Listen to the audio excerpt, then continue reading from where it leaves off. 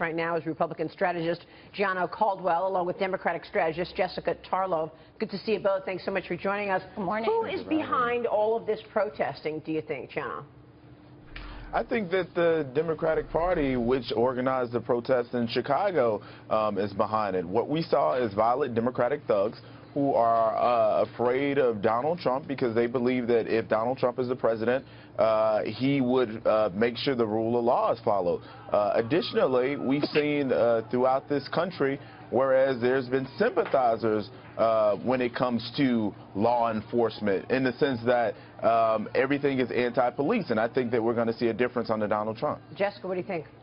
Well, I don't think that we should blanket an entire party with this. We know from the what's been said about what happened in Chicago that it was organized by the far left, and those were Bernie Sanders supporters. They were not Hillary Clinton supporters. And when Gianno says that Donald Trump wants to enforce the rule of law, I don't think the rule of law is banning Muslims from this country. So, I mean, there's some argument to be made there, but no doubt this hurts the Democratic cause. I mean, people are already freaking out in anticipation of what's going to happen at the DNC. Rumors swirling about taking out protest permits. And when you want to rail against Donald Trump and you want to say that he's fomenting this kind of violence, we need to be better than that. We really do.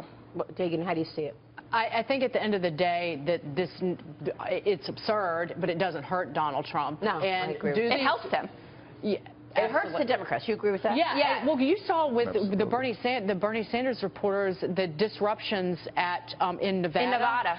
And Bernie Sanders essentially said, "There's no problem here." And and the head of the Democratic Party in Nevada was getting death threats, and for her grandchild. Right, exactly. Yeah. So I think if Bernie Sanders cares about this country and really cares about his supporters, then he needs to step up and say something about it. Somebody needs to step up and take some leadership. Yeah, you know, listen, I think this absolutely helps Trump. I always hate to see police attacked like this. It's a bad scene anytime, anywhere in America. But I have to say, as a Trump supporter, politically, I'm actually sort of cheering it on because I think it helps Donald Trump, because what we're seeing as long as no one gets hurt. I mean, this is the real danger. We're one rock and a face away from someone really being Again, I don't. No, of course, I'm not insinuating that. What we're seeing here, though, I believe, is the manifestation of liberal fascism. This is the intolerant left. This is what the left really wants. Is they say, think as we think, speak as we want you to speak, or get lost. Yeah. They are not willing to hear. You have a real discourse inside of the Democratic Party right now. And Schultz-Wasserman, they're talking about throwing her out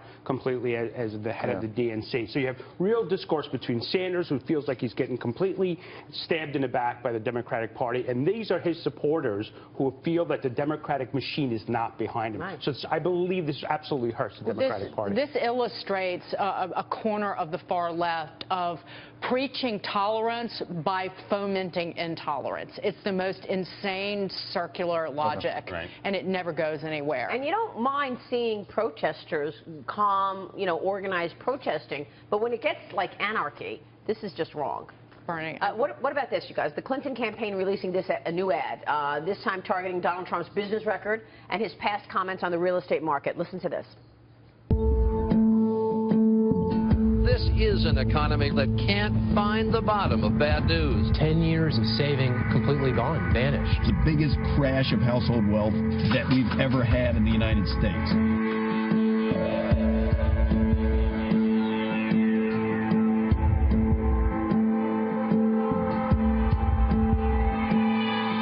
I sort of hope that happens, because then people like me would go in and buy. If there is a bubble burst, as they call it, you can make a lot of money.